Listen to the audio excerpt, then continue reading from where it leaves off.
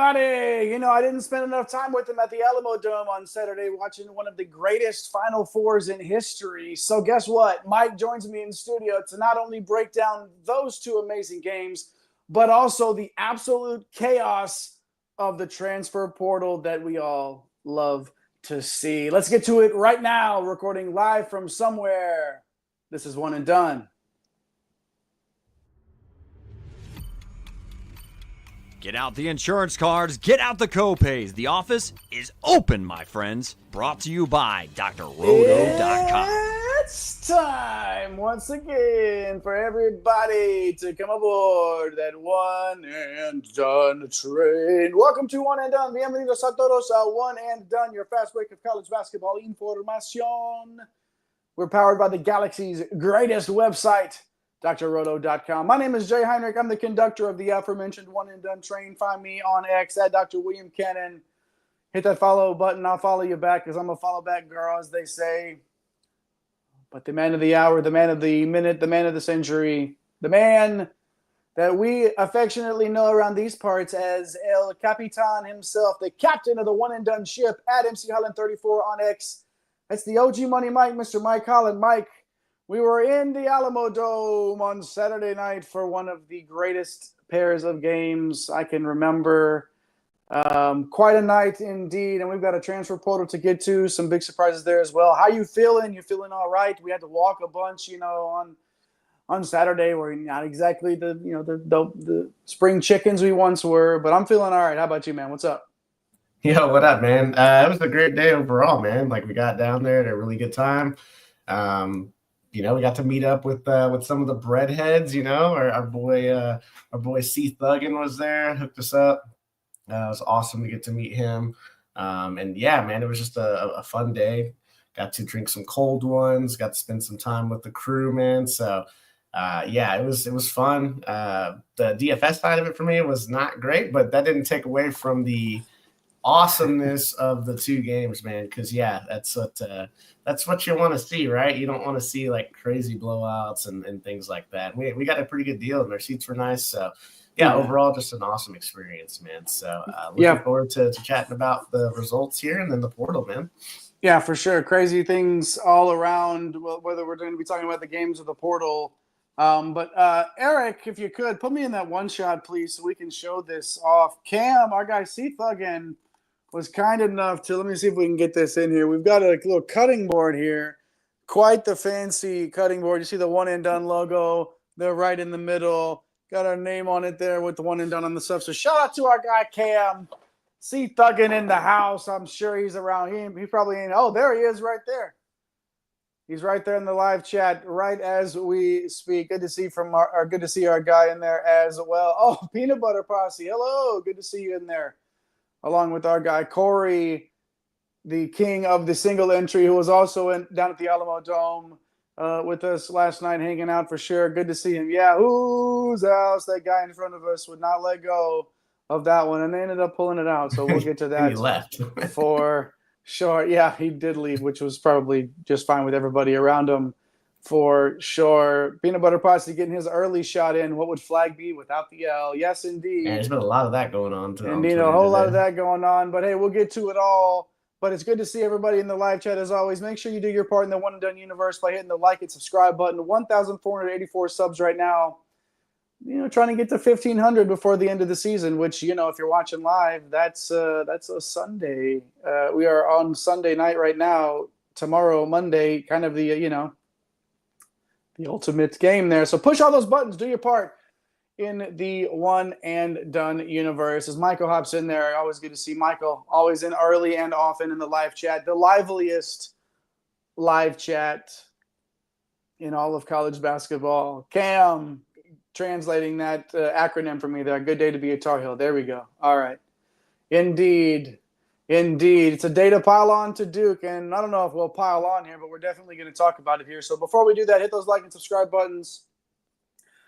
Show our guy at Fantasy Nav some love in those Twitter streets. Eric the Blue pushing buttons tonight, and then, of course, Nape C. Hustle, the Hall of Famer CC Hustle, also at the Real Napier. Nape doing big things behind the scenes, and Mike working on that big portal board as well. Forklift Jeremy in the chat, dropping the saluting the fire emojis. Johnny K going in there as well. We got everyone up in here. Yeah, everybody, all the OGs in the chat are hopping in tonight. It's hot. It's a hot day to talk college basketball, and we're happy to be here to do it. So push those buttons, like and subscribe.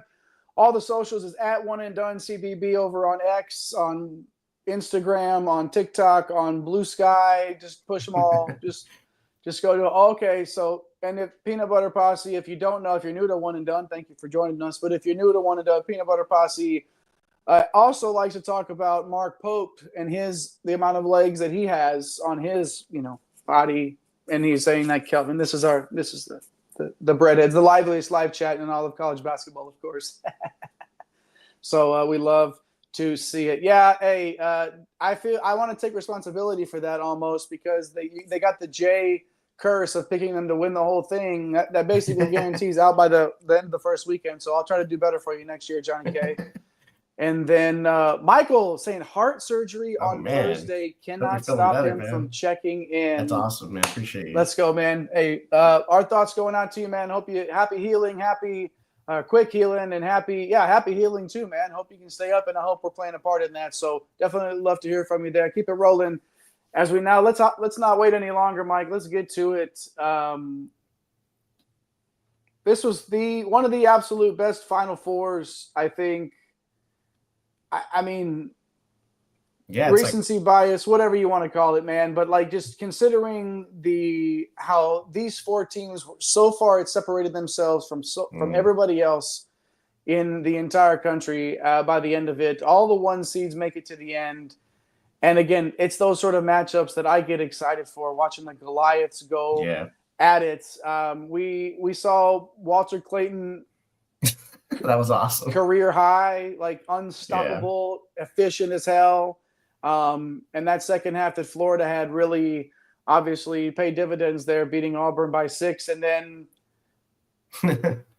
the craziest comeback I've ever been in the building for, and watching Houston just find a way to just chop and chop and chop and chop and finally knock down that tree at the very end, shocking Duke 70-67. So, man, what are your initial thoughts coming out of there? I know we chatted a lot about it yesterday, sort of right away, but with a full, almost 24 hours to digest it, how are you feeling about what we saw yesterday in San Antonio?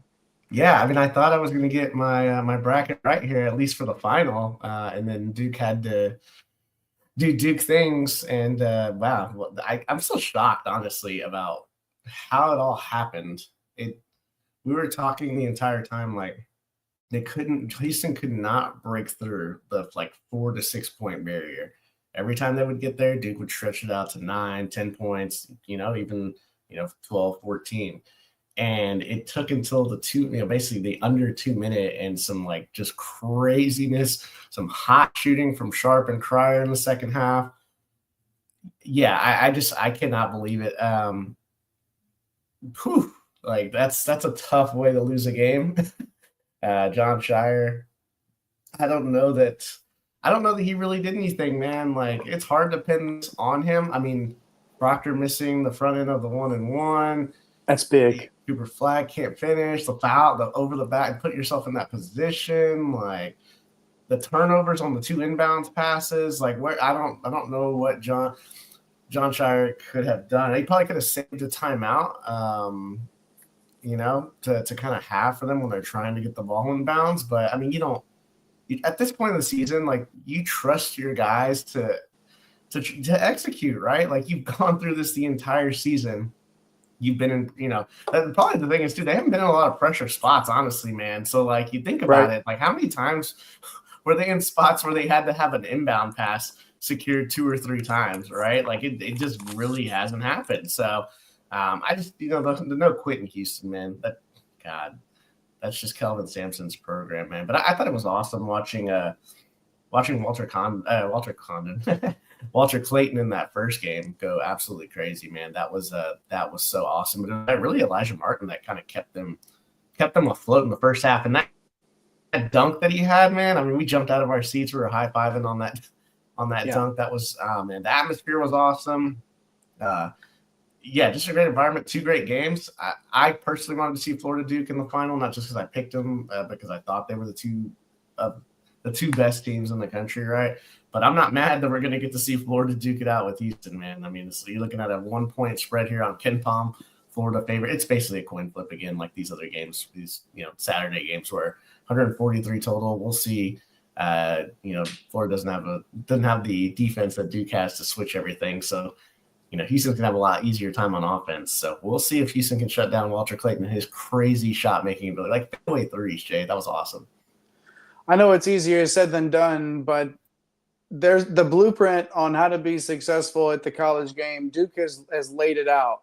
Like the almost positionless defense, the ability to switch man to man from 1 to 5. It's just like, no, we're just going to just match. We're just going to switch around and we're just going to play. It doesn't matter who you are, where you are. And like, we're just going to make it happen. And it's so impressive to watch. But when it came down to it, and I'm going to give Peanut Butter Posse some credit right now, because in the comments, he's saying, well, one of the things that we talked about was like Duke not just figuring out a way to play the game that got them there in the first place and playing right into Houston's hands.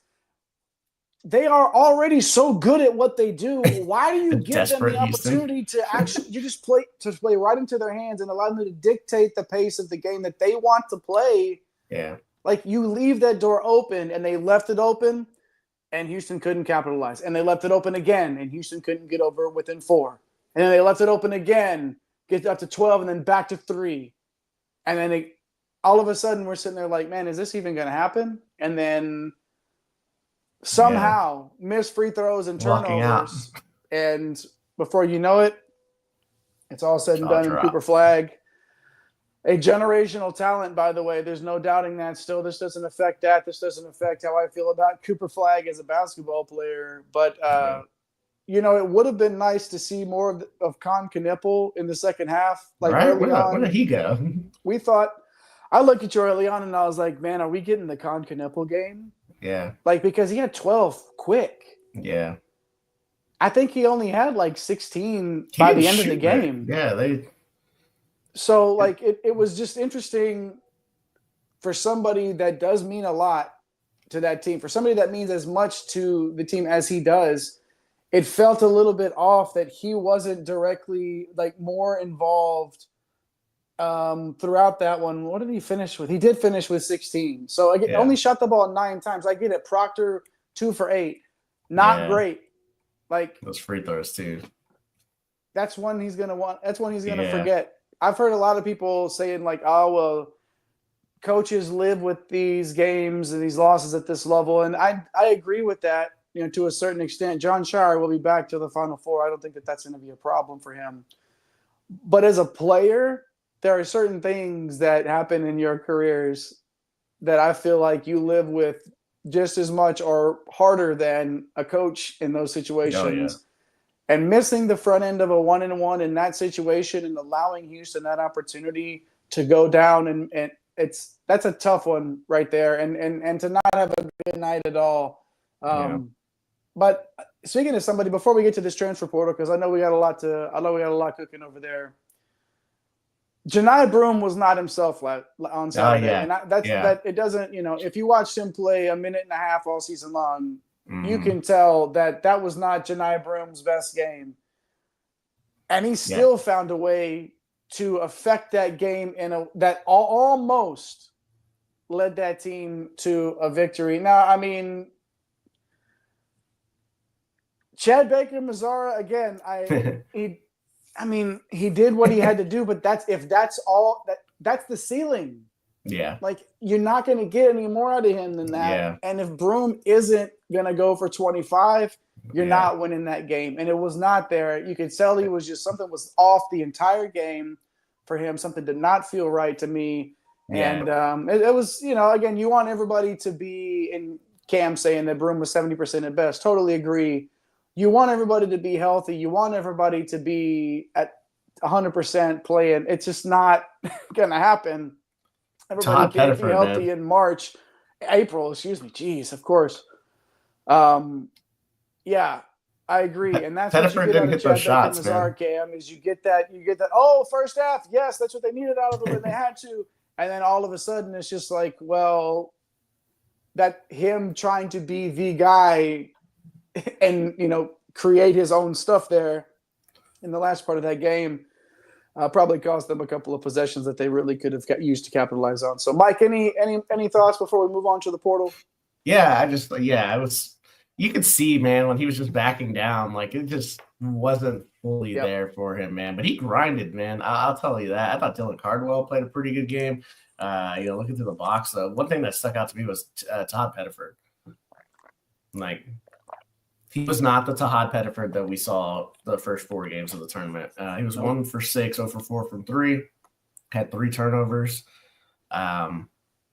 I was a little surprised. I thought he'd be able to get a little loose against, especially in that first half. I felt like, man, if that's Florida in the first half, like, he's not starting off strong, but he's gonna, the second half, he's really gonna break people down. And it just wasn't there, man. It just wasn't their night. Miles Kelly, 2 for 7 from 3. So overall, man, like, I thought there were 2 great games. I mean, the Final Four that I will never forget. I think the championship game, I think something special is going to happen in this one, man. So, awesome stuff, man. I hope you're right. Fun time, I hope you're man. right about that one. I think it will be a special one. When Walter Clayton, and again, I've said this when we were sitting right next to some Florida fans, like I said, Walter Clayton is the king. I tweeted this out, I think. He's the king of like, oh, don't shoot that. No. And then as soon as it goes in, you're like, yeah. Because there were a couple of shots where he's like fading away. And I'm like, is that the best shot? I was like, okay, I guess it is the best shot in that instance. So don't want to leave out Elijah Martin. And I thought Thomas Huff he showed that athleticism when he needed to, because they did not get the best out of Condon at all. And he was a non-factor. He was a non-factor. Yeah. And to get what they got out of Huff, they had to have it. They had to get the best out of him. So, Tanielu as well. So good stuff there. Yep. Final Four action. It was amazing to be in the building. I know somebody asked earlier, who was it? I saw Johnny K asking what was something cool about being there. It was the first time that I'd ever been in the building or in an arena where you hear the go Gators, and I just because you hear it on, like, I played college football for such a long time, and you hear it on the video, you hear it on television, but to hear all the different chants and stuff like that from the fans, that was it for me. Mike, did you have something that stood out to you? Yeah, I just thought the Alamo Dome in general, man. Like, I mean, I used to watch so many Spurs games as a kid growing up down there that, like, the basketball environment there. Mm-hmm. It's still a football stadium. It's like, whatever. It is what it is when you get to these stages. It'll always be like that because of revenue and things like that. But I just thought overall, like, they've done some nice things there, man. So I thought the atmosphere around it was awesome. Easy to get in and out. Like, I think it kind of surprised me that, like, at a football stadium, like, it still felt pretty much like a basketball arena, as weird as that sounded, man. So I think that was kind of the biggest shock to me. I was thinking, like, here we go. I mean, it probably helps that we weren't, like, in the last row, but still, like, it felt we were a part of everything, and the crowd was awesome. But when you get these blue blood teams, man, you get, like, not blue blood teams, but, like, the teams at the top of the sport, right? Power 4, Power 5 teams, like, you're just gonna get great environments. So no, it was awesome, Johnny K. I think it was better than I expected, and the games were awesome, man. So good stuff, man. We had a good time for sure out there. Appreciate everybody for chiming into the live chat. If you haven't already, make sure you hit those like and subscribe buttons, and then hop in the liveliest live chat in all of college basketball. Jay, I gotta ask you real quick. Ask you, bro. Who you picking? I'm going Houston. Right, I'm going Houston, and you know why I'm going Houston. What do you think, LJ Cryer? No, it's because I have them in our bracket bids competition, and I'm going to beat you because it's me and you. You have Florida, and I have Houston in our bracket bids competition. Bracket bids and bracketbids.com. We had our auction fantasy draft, and we chose our teams. You see it right there going across the bottom of your screen. I used the promo code BREAD for 40% off of our league activation fee. Who was in there? We had Cam. We had Darren was in there. Corey's in there. Forklift Jeremy's in there. Eshmael's in there. Who else? One more. I'm leaving somebody out. I apologize. But hey, we had our draft, and it was amazing. I was skeptical of the auction draft formatting because I never really done one before. And then once I got into it, it was so easy, especially with the way that it's all laid out on Bracket Bids. They give you like the average auction value, what it's been going for, to give you an idea of, maybe I got Houston for super cheap, and I'm thankful for it because now I'm one win away from winning the inaugural One and Done challenge. So thanks to our friends at bracketbids.com and the Bracket Bids app. Download it today, create your account, because you're going to want to remember them next March to definitely. It was an upgrade to my March for sure, and we hope that you upgrade with them as well. All right, Mike. Speaking of upgrades, a lot of these players right now have hopped into the portal because they think they're going to upgrade their situation. They said, let me upgrade you. They got that. They had them dollars. Upgrade that bank account. Update that paper. It's happening for sure. And I think according to the old ticker right there next to you, it's time to talk Michigan basketball. We're going to talk about this Michigan transfer class right now, landing a top 3 player on Mike's big board, and a do-it-all forward, Yaxel Lendeborg. He might go pro, too, Mike. Like, that's not off the table yet. But for now, for the sake of it, currently over in Ann Arbor, you profiled Michigan the other day, Mike, with the additions of Morez Johnson and Elliot Cadeau. Lendeborg now gives them 3 players inside our top 25 of the transfer big board. Big Borg. You see what I did there? Lendeborg, Big Borg. This is how good of a player he is. Nice. What are your thoughts on Yaxel? Okay. Does he even make it to Ann Arbor? And if he does, do you think that this might be the best transfer class in the country? Well, we were on here, a couple of days ago, and shout out to everyone that subscribed over the last week. Honestly, I mean, it's been awesome. We're closing in on 1,500. We're trying to get there before the season's end. I think we're at 1,484. So help us out there. I know the last couple of shows, we've had a lot of views, so we appreciate that. Transfer portal always drives that. But, man, to your point, like, we were really high on what Louisville. We're like, man, here comes all the shooting for Louisville. So you absolutely have to love that. They are probably 1A and 1B right now when you look at, like, the three packs that these teams have, man. For me, I just don't know if Lendeborg actually makes it there, man. Now he's crediting, Dusty May and his staff with what they did with Danny Wolf this year. And, he carries a lot of the similar skill set. He's a 4 guy that can, he can be a ball handler in pick and roll situations. He can facilitate off the glass. Like, he can kind of be in wants to be in an offense that's going to showcase his entire skill set. So, for me, man, like, I think this is, you want to go to Dusty May. You just saw what he did with Danny Wolf, right? So, I don't blame him for that, but I think that might probably going to be an NBA team that falls in love with him, just because he impacts the game in so many ways, and he's so versatile that I have a hard time seeing a team not guarantee him a first-round spot. So we'll see if that happens, but regardless, if he shows up, right, like, I mean, that's a floor spacer for Cadeau at the 4. He can shoot the 3, right, where Morez Johnson, you're not going to get that. He's going to be your, your roll-up thrower, your rim runner, so when you put these 3 together, right, choose your pick and roll weapon here. And Cadeau obviously needs to improve his shooting, his turnover rate.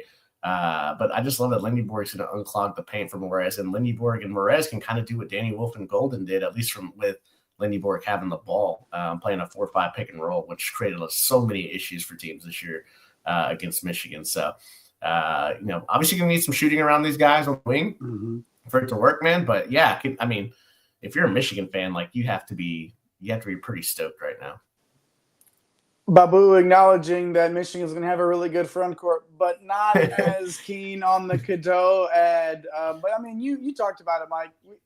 He's still young. We like Elliot Cadeau, but we don't try to hide his flaws or anything like that. Like, he has some things to work on for sure. But again, with a situation like this where you can get players in there that really work well with Cadeau, who knows? Maybe that efficiency can come. Lendeborg and Johnson are not Withers and Jalen Washington this year, so that might change some things. It could change some things. We all know when the supporting cast is a little bit stronger, it definitely helps the captain steer the ship for sure. Thanks for risking their season taking Yaxel. Oh, okay. Hey, well. Again, like, I don't know how many mulligans that Mark Pope's going to get, but I definitely think that going in there and having the team that he had in this first year and having that energy and everything that's around him, like he's in a really good spot. So we'll see what they can get, but definitely from a Michigan standpoint, like Lendeborg, like you hope he just like, oh, you know what? Let me just boost that draft stock a little bit more because and that money's going to be good too. Like, oh yeah, no doubt about it. You know what else is good? Seeing Darren hopping in the live chat right there. Better late than never, but never late is better. That's what we like to say, but I'm always usually the one that's running behind in these parts. So no worries about that, Darren. Good to see you in the live chat as always. Johnny K saying he likes LSU's moves. We're going to get to that later, but not before we get to Kentucky, Alabama, and Oklahoma State. So hit those like and subscribe buttons. Keeping this train rolling down the tracks, one and done. College basketball, WON&DONE, college basketball. Get over to YouTube and search for us and push those like and subscribe buttons while I sneeze. If you caught the last two shows, Jay, there was nobody to cover for that. And I literally died 2 times. I'm like, man, we're doing so many views, and I'm over here like coughing away, like it was so bad. Hey, springtime in Central Texas, dude, everybody. That we this is what we're dealing with, but that's all right. We're gonna bring in the heat, no matter what. Have we talked about the toy poodle conference yet? Yeah, Samson was feeling himself, wasn't he? Like it was an interesting quote. I know in that moment, like you're excited and stuff like that, but definitely an interesting comment to make there at the end. Maybe twisting that knife a little bit deep, pour a little more salt into that wound there. But that's all right. I definitely understand letting emotions get the better of you, especially in a situation like that. So good to see Darren and Peanut Butter Posse and Johnny K, Babu, everybody else in the live chat. Let's keep it rolling. As we move on now to Peanut Butter Posse's squad here, not just Big Blue Nation, but we're talking about Big Blue Chips in the transfer portal, blue chip prospects, if you will, for this one. And huge news for Kentucky fans with Kentucky landing one of the top point guards in the country in Jalen Lowe. Like, obviously, huge news here. And I guess more swings and misses than swings and connections with the torpedo bat, if you will, for Kentucky so far this offseason. Like Lendeborg, obviously somebody that they wanted, didn't get it. Dant, Guath, among others, right? They just haven't panned out, didn't end up picking Kentucky. But, pretty good news here for sure for old Big Blue Nation. We were all over who's going to play point guard? Who's going to play point guard? Who's it going to be? Who's it going to be? Who's it going to be? And now, unless we get more injuries to the position this year, they have to feel good landing Lowe, yeah? Yeah, I like Jalen Lowe. Like, Peanut Butter Posse is kind of, maybe not as high here. I actually really like this move. I have a number 22 on the big board here, Jay. 17 points, 4 boards, 5.5 assists, almost 2 steals a game. People are going to look at his 3-point shooting, 27%, that's a glaring issue. I don't know that he's as good as the 35% that he shot his freshman year, but I tend to believe that that's somewhere in the middle. I don't expect his usage rate and shot rate to be anywhere near the level that it had to be at Pitt this past year. He literally had to hoist up a ton of shots. Plus, he's not going to have the primary attention with better players around him at Kentucky. So if we lower that shot rate 3 or 4%, we're going to start to see he's going to get more open looks playing with better players instead of having to force 3-pointers up there. So I'm willing to toss that a little bit to the side. If he could shoot 33 to 34, that's going to be absolutely playable in this with his assist rate. Look, defensively, nowhere near. Even Lamont Butler with one arm, man, was making things happen. So he's not going to be anywhere near a lock defender. Like, you look at his MMI rating on the defensive performance, and it's not. It's above average. It's okay, right? But for he's a third-year guy. He has a ton of experience. Has played a ton his first couple of years. I think he's going to be a big-time playmaker for not only himself, but a table setter as well, man. So I like this. And we talked about Cam Williams. He's going to benefit from playing with somebody like Lowe here, who's going to be able to break down the defense as a catch-and-shoot wing. So I like so far what they've done. They still got a lot of work to do. So we'll see, how it kind of rounds out here. Johnny K saying likes both these guys. Yeah, Lowe's solid. Like Williams is definitely an athletic freak. Brother play for the. I remember. Yep, Greg Williams with the Johnnies. What's up, Belly Ball? I'm sure on Lowe, but we need some positive news.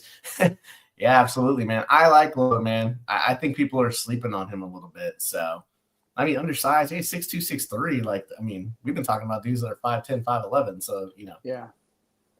I kind of like it, Jay. We'll see. I mean, well, do you think by the time it's all said and done, he's a player that you're going to be just a little bit higher on than a lot of people? But again, there's this time of the year, especially a player like this with the fit. I think that you might be, even if this is a guy that bumping him up a few spots here because of what I feel like he'll bring overall. He might not be the 22nd play, but like an overall, like how this is all going to pan out.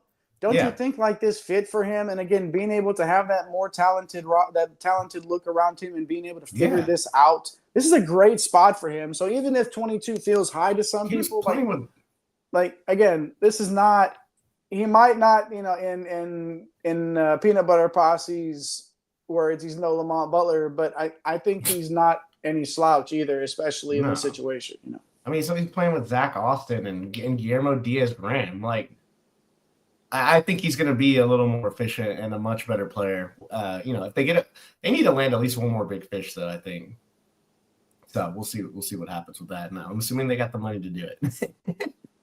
Who's fighting? Oh, yeah. Don't worry about that. I'm sure that will not be an issue. Good stuff there. Make sure you hit those like and subscribe buttons. We love talking Big Blue Nation, and we love, of course, our guy Peanut Butter Posse hopping in there to let us know how he's feeling about the state of the program. We want you to do the same thing. Hopping in the liveliest live chat in all of college basketball.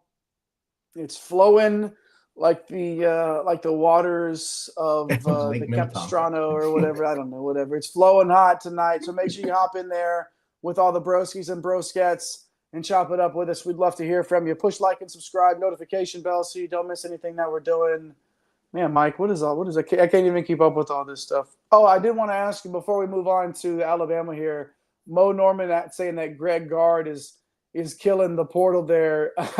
How about Greg Gard and what they're doing out there in Wisconsin? Austin Rapp landing the big man, getting him on campus. Quick thoughts on that?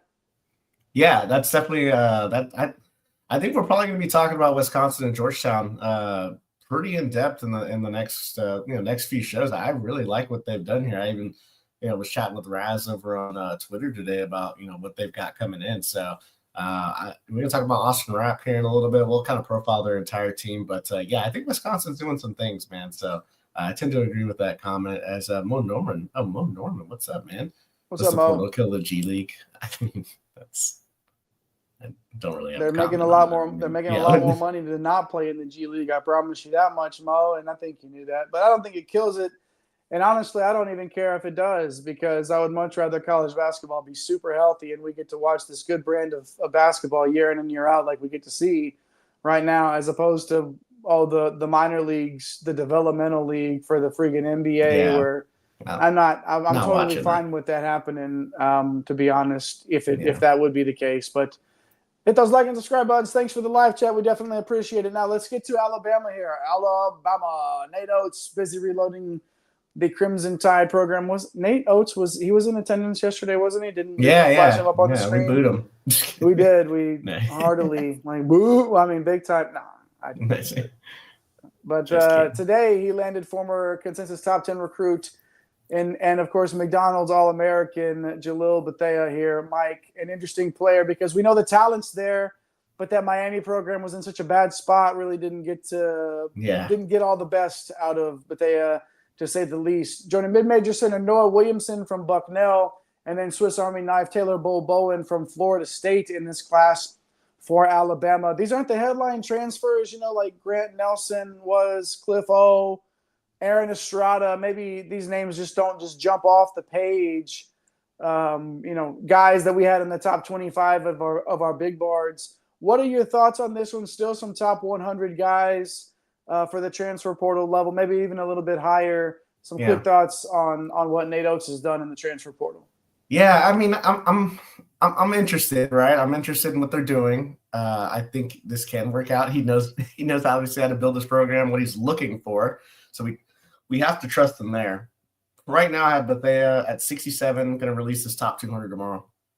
At 67, I have Noah Williams at 71 and Taylor Bowen at 72. So right there, right? Like just, fringe top 50, 60-ish type guys. I tweeted today about Bethea on a reaction. Some Miami fans jumped in the responses within like 5 minutes. It seems like everybody's in agreement, Jay, that we all think his ceiling is massive. Otherwise, he wouldn't have this huge recruiting pedigree from last offseason. Whether it was the program, whether it's his work ethic, attitude, a combination of things, something that maybe we don't know about, that kind of led to an underwhelming freshman year compared to all the freshmen that we saw, right, that were ranked right around him. What I know is that Nate Oats and his offensive system are absolutely, just awesome for guards like this who have shot-making ability, the athleticism to get out on the open floor. Now, he can't take ill-advised shots. He can't take plays off defensively. He can't have any type of attitude if he wants to have a significant role because Nate Oats will just sit you on the bench. So this is a chance for him to really rebuild his stock, even if it's not immediate for this coming year and he's maybe in a more of a limited role. We'll kind of see how camp plays out and everything. But, in the future, his second, third year in the program, this could be a really, really good spot for him to really, unleash his potential, man. I talked about Williamson and Bowen the other night. They're losing Diabate to the portal. I think getting Bowen is awesome. Like he's a 3 and D4, which those are so hard to find. I'm a little worried about Noah Williamson just because he's so different. And we talked about that. The guys that they play at the 5, you named a few of them, Nelson, Cliffo, like those guys, like they get up and down. They're known for, catching lobs and blocking shots. He's more of like a traditional big. He'll step out and shoot some threes. Like he's not this like ultra athletic guy. So we'll see about his transition from the Patriot League. But I think overall, the end of the class right now doesn't have any headliners. Like, I mean, if it can click, man, just because of this offensive system that Oats runs, and these guys don't have to play. They don't have to play 35 minutes to be successful because he's going to get a bunch of guys and a bunch of depth, though. Sometimes you don't have to have the top 25 guys to find guys that fit exactly what you need to do to be successful. And, again, if you get a bunch of guys that have this level of talent, what's really the difference between 40 and 70 in the portal? Like it's sometimes we're splitting hairs here. Obviously, there are differences in their games, but all of these players, whether right now we saw it recently, like we did with Williamson at Bucknell, or a guy like Bethea with all of the talent in the world, all the potential just sitting there and maybe a little bit lower on the portal rankings because we haven't seen it unlocked yet. Can Nate Oats do that for Bethea and for Williamson and Bowen as well? We shall see. Alabama doing work in the portal, and we hope that you're doing work on those like and subscribe buttons. Push them all. We definitely appreciate that, Mike. This year's AJ Store. They said AJ Store. Yeah, AJ Store, of course. That's funny. I had to show it off, man. We got the dude, do it, man. We got the shirt from the game yesterday right there. We got you're gonna back out and give me the whole thing, huh? We got the logos there, and of course, get the net underneath there, the scissors going underneath. We stopped before we even got into the stadium, man. I didn't want to mess with lines once we got in there. And me and Corey, the king of the single entry, we split off from you and Nape and cut off into the old store. We didn't even know if you saw us leave or not, but we just did it and got it done. So definitely, I'm a sucker for a T-shirt, man. I can't help myself. I'm going to buy a shirt. I got one from when we were in Vegas at that regional a couple of years ago. It is what it is. So. I take offense to Peanut Butter Posse saying rankings don't mean anything because you see the amount of time that I put into these rankings, don't tell me it doesn't mean anything. It just means more to some people, okay? It just means more, just like SEC basketball and football, for that matter. That's hilarious. All right, hit those like and subscribe buttons if you haven't already. Let's get to Oklahoma State. Those Cowboys in Stillwater. Coach Steve Lutz out there trying to turn things around after a 17-18 year one there for the Cowpokes. You got the tempo up to 12th in the country there. It's where he wanted it last year and sort of found a way to get it there. But too many turnovers, poor shooting. Of course, that needs to be addressed in the portal. So what are you going to do there? Maybe find guards that take better care of the ball and can shoot it a little bit. So a trio of guards this week, Mike. who can all do just that, score the ball into the old bucket. Mike, break down the new faces headed to Stillwater. Yeah, man. This is an interesting collection of talent here. You got Anthony Roy, the guard from Green Bay. You got Isaiah Coleman, the wing from Seton Hall. And you got Kanye Clary, the forgotten guy from Mississippi State. So, like, these three guys can all go out and get buckets from their respective positions. Clary more of a point guard. Isaiah Coleman more of a wing, shooting guard, and then Anthony Roy is like your classic volume scorer. So with Roy, man, he's like one of the most intriguing players. I have Roy at 23 right now, Coleman at 53, which is way higher than probably you're going to see a lot of people. But I believe in his game, and I just once he gets out of that situation at Seton Hall, I think and it might not be the best situation here, but offensively, I think it'll work out for him in this system. And then Kanye Clary I have down around 198 right now. So just for Roy, man, look, Lutz saw it. He dropped 27 to open the season on Oklahoma State. And then he hammered Ohio State for 30. He did struggle on efficiency against Providence, but the dude can absolutely light it up from three. He took the first month by storm. There was a lot of talk about him. What's scary is that even though he's elite from three, he can play downhill. And it opens up easy opportunities for his teammates because they're so locked in on him.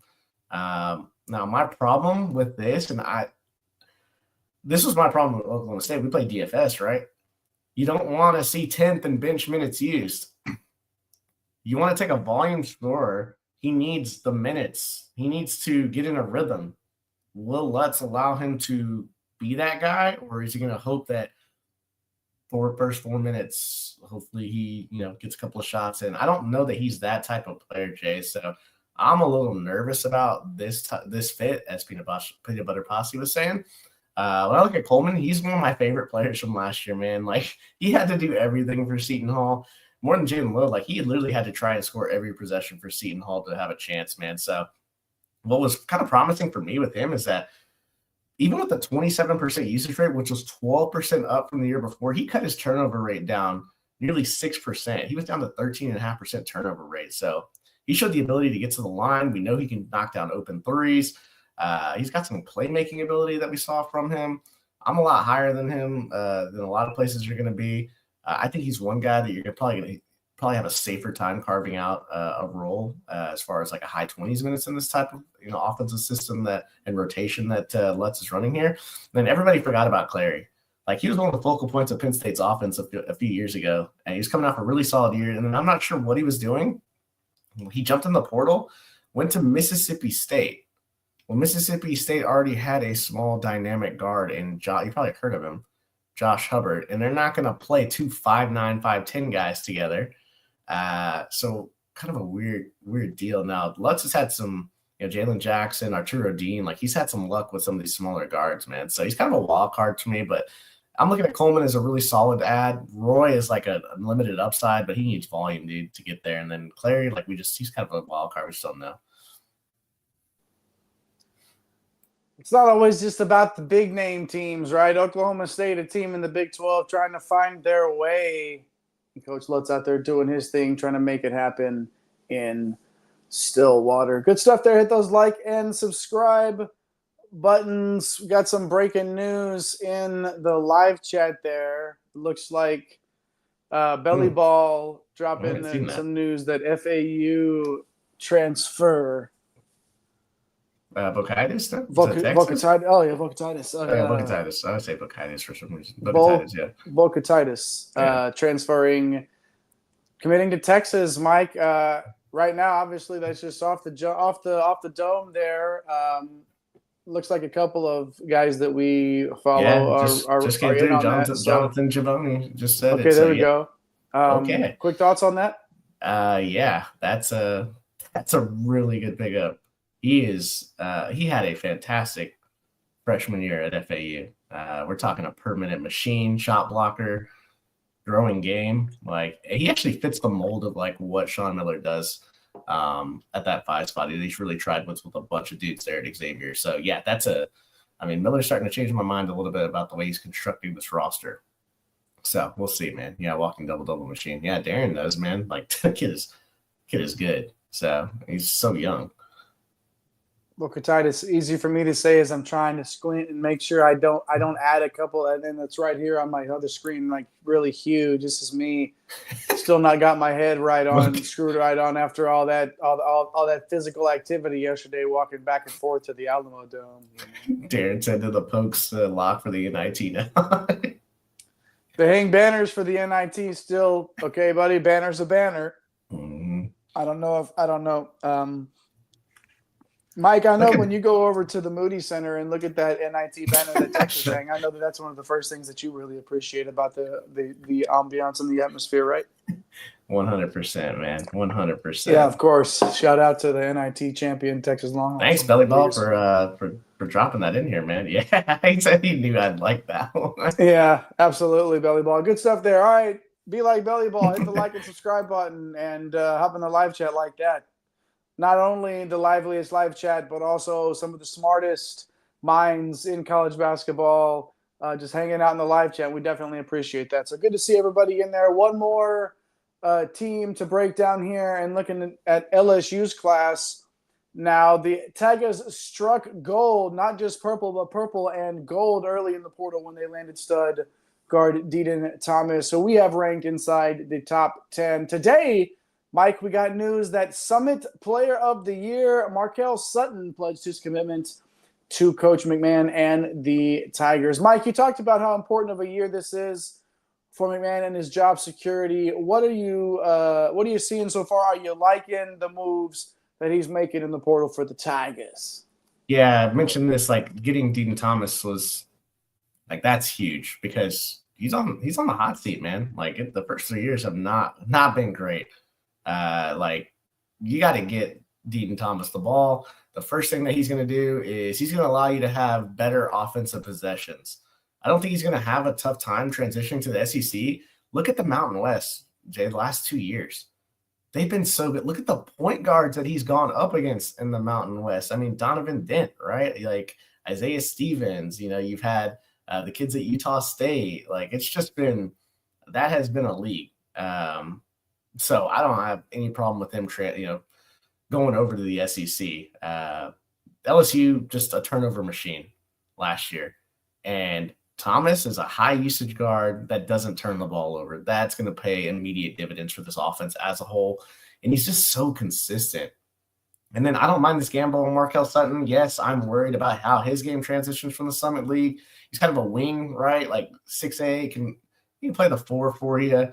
But, man, he was an absolute non-factor in the 2. So Ken Palm has we talked about this, right? The Tier A games that I like to look at the mid-majors. How did they play when they actually played? Because in the SEC, you're going to play probably 12 of those 16 are going to be Tier A. So, yeah, Iowa State in the non-con and St. John's in the tourney, he was not good. 57 offensive rating.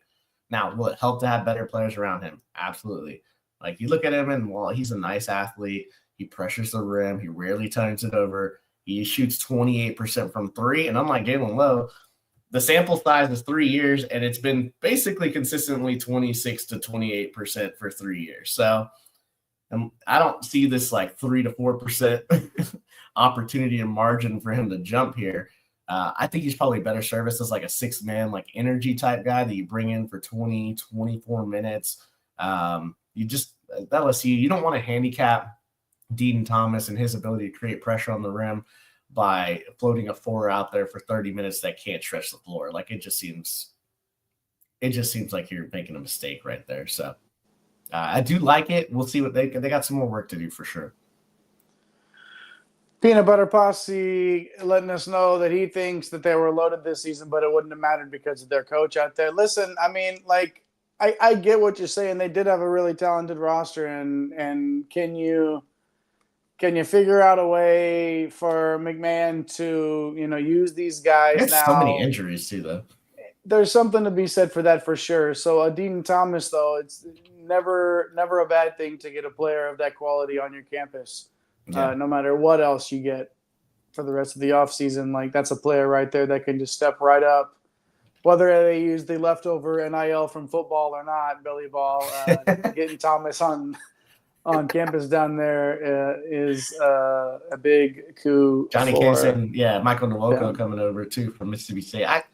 To me, Nwoko's a guy that plays 16, 18 minutes, gives you good defense, gives you rebounding. Like, he's not. Yeah, Darren's saying, Darren wants to jump in with the Tier B game here. UNT holding Sutton to 15 when they face each other. Hey, facts are facts. Facts are facts. Numbers don't lie. And we knew Darren was gonna bring it up. Yeah, Deaton is so much better than the guards that they've had recently. Like, so much better. Good stuff there. That is the LSU Tiger. Go Tigers. And we're going to keep breaking these teams down. More and more teams as the offseason comes, as the portal continues to portal itself open. And we are just excited to be here. We're not just talking college basketball during the middle of the season. And no, we're not starting up in October. And no, man, we're doing this 365. Make sure you push all those buttons, like and subscribe, notification bell, so you don't miss a minute of our college basketball coverage. We're going live so many times this offseason. We're going to have coach interviews. We're going to do portal stuff. We're going to do, we're going to try to – we interview beat reporters from around the country as well. You don't want to miss this coverage all offseason long, so make sure you push all those buttons. Mike, before we get out of here, some portal commitments after the LSU stuff and after all those great team breakdowns. Now let's just do some one-offs here. A 5-pack, we love ourselves a 5-pack. Like around this, we love ourselves a good 5-pack graphic. So how about some of the latest commits that maybe either just happened or like today? Some of this stuff was in the last 24 hours. I feel like that they hopped in. Mike, what are your last thoughts? hour? Where do you want to start with some of these? Yeah, man. Let's dive into the one that just happened. Like literally, 20 minutes before we came on air? Maybe an hour. Maybe it felt like 20 minutes. KJ Lewis committing to Georgetown. Like, wow, that's a good gift for Coach Cooley. Kind of reminds me of getting a player like Peavy last year. That was kind of shocking. Lewis, a two-way monster with upside. It's going to be an immediate starter. It makes him relevant again. So I really like this move. I think he's going to be a fantastic player in the system. So, KJ Lewis sitting here at number 18 on our big board and off the board now, man. Off the board indeed. And so is our guy, Big Z. Talked a lot about our guy, Big Z at Arkansas. He's 7'2", and you can't teach that. Committing to Illinois. Play with his brother. I get it. If you have an opportunity to move around in this thing and play with your brother, not many people have that opportunity. So I don't fault him for that at all. He's filling that void that we talked about, Morez Johnson, earlier. He's filling that void left by him there at Illinois. We know he's had his ups and downs the first 2 years as the big man, but he has such a unique skill set for his size. Third year in college now, continuing to develop those skills. So big time get there for Illinois, Mike. Yeah, you love it. And you're not surprised that he ended up there. Will both brothers be on the floor at the same time? I would think very rare, although they can both stretch the floor. So if they figure that out, now neither one of them is really there's not a Danny Wolf ball handler, right? So I could see them being on the floor for a little bit of time, but I don't think that's really what you want to see here. They should stock in DFS. Yeah, I mean, Illinois is an offense you want to play in, so we'll see how that goes. But we'll talk about a player that was at Illinois, Jazz, Trey White, the wing. Well, he's going to Kansas. So, hello. Out are Ryland Griffin and AJ Storr of famous lore from our last offseason transfer portal big board. And in is Trey White for this upcoming offseason. So, guess what? Trey White, fourth team in 4 years. So, that's pretty cool. But what you're getting a solid player, really good defensively, a ton of experience. I think Self's kind of probably not going to go the way of an AJ Storr guy that needs volume. I think White's going to be a much better fit here, man. Who else you got? Deshaun Jackson committing to Pittsburgh, leaving the Iowa State program there. Now he went over to Pittsburgh, as you can see. The big man, super productive when he's on the court, controlling the glass, finishing around the rim a little bit. Probably not going to get you just a boatload of minutes, but you can lock in 20, 22 a night and probably just know just from the jump what you're going to get out of him there. In 18.7 minutes per game this past season in 35 games, 8.5 points and just over 5 boards. So a really solid pickup down low to solidify the front court for Pittsburgh, Mike. One more here. There's the Austin Rap. Yeah. That, of course, somebody always has a show sheet.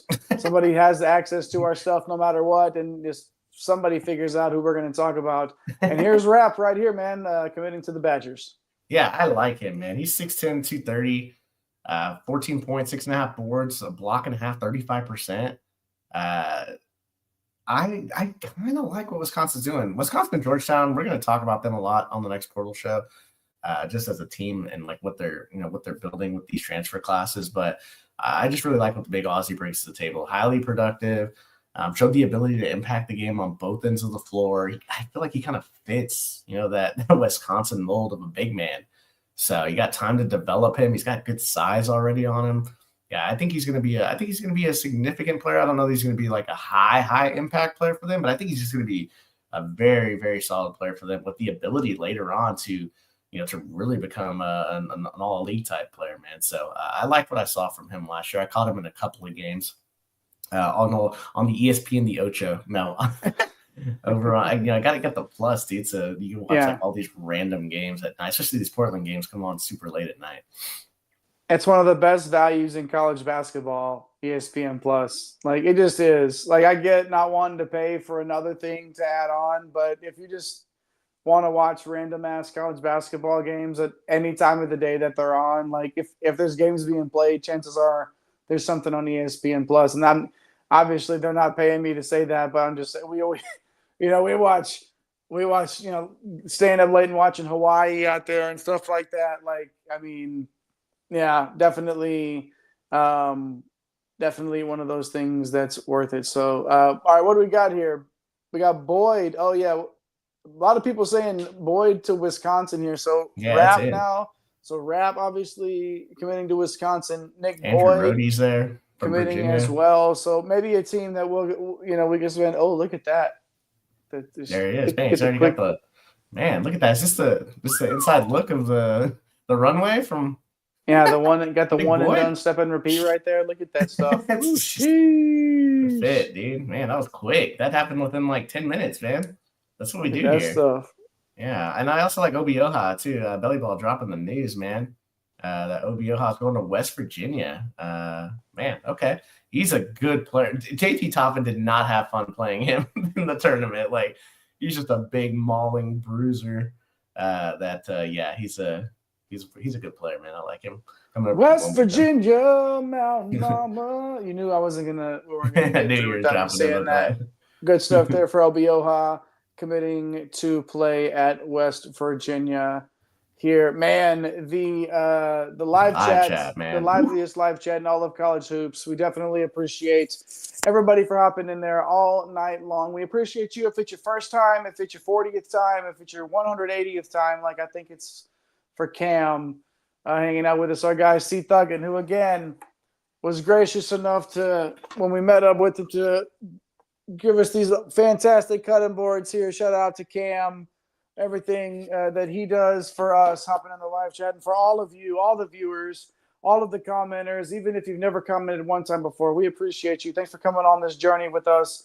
Obviously, this is something that we love doing. This is something that we love sharing with all of you. So being a part of the One and Done universe, we don't take that for granted. So thank you all for being a part of it. Michael Peterson in the comments, obviously. Yeah. Shout out to you and your medical stuff that you have working. Hopefully everything's good for you there, man. And we appreciate you checking in. The live chat so loaded today. Peanut Butter Posse, Cam, Darren, Michael Peterson, I just said, and Nape C. Hustle, Isaac, Belly Ball, Mo Norman, Johnny K, Babu, Pro Reactor, Forklift Jeremy, Corey, the king of the single entry, of course, as well. Shout out to everybody that hopped in there. Hit those like and subscribe buttons if you haven't already. Mike, I'm guessing we'll be back live Tuesday or Wednesday to recap the championship game, do a little portal talk. What do you say, man? Yeah, man. I'm down. We'll probably be back, guys, Tuesday, guys and gals. Tuesday or Wednesday, probably Tuesday, man. If we want to chat, how everything went down for Florida's win in the national title game. If we want to chat how the Cougars won and therefore giving me the title of champion and the first ever Bracket Bids one and done invitational, that's okay. Like, there it is right there. I mean, it's going to happen. So I never thought I'd say this in my life, but I'm going to agree with Johnny K and say, go Cougs. Go Cougs on a Monday. Make sure that you watch that game and make sure you push all those buttons and hang out with us here. I don't know. I was sitting next to all those Florida guys yesterday. I feel like maybe it rubbed off on me a little bit of osmosis there. I wanted to be like, go Gators. Anyways. I feel like we'll also be talking about Darian Williams taking over the number one spot on the transfer big board like 2 hours ago by entering the portal. But I think he's going to probably find his way into the draft like Lendeborg, man. Yeah, most likely. But we'll break it down no matter what. If he hadn't entered the draft yet, if he hadn't figured that out, we're going to talk about it here on One and Done.